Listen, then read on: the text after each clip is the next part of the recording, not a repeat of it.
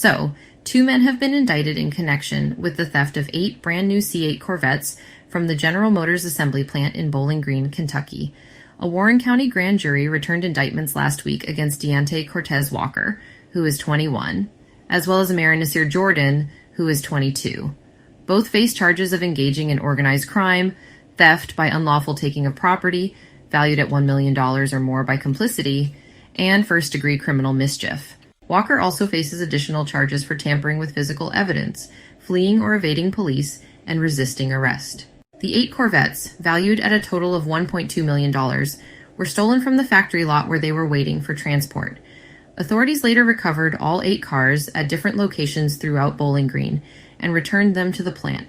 So, the investigation began on March 22nd, when a 911 caller reported that a man had driven into a Plano Road apartment complex in a brand new Corvette, still bearing the factory window sticker. That call led to the recovery of 5 of the stolen cars.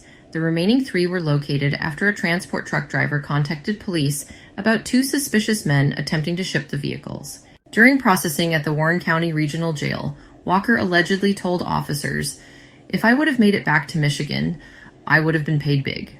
Testimony from Bowling Green police indicated that the thieves had cut through a perimeter fence at the Corvette plant. Once inside, they accessed the vehicles using key fobs already present inside the cars and then drove them off the lot. The investigation is ongoing, with police stating that as many as 8 individuals may have been involved in the heist.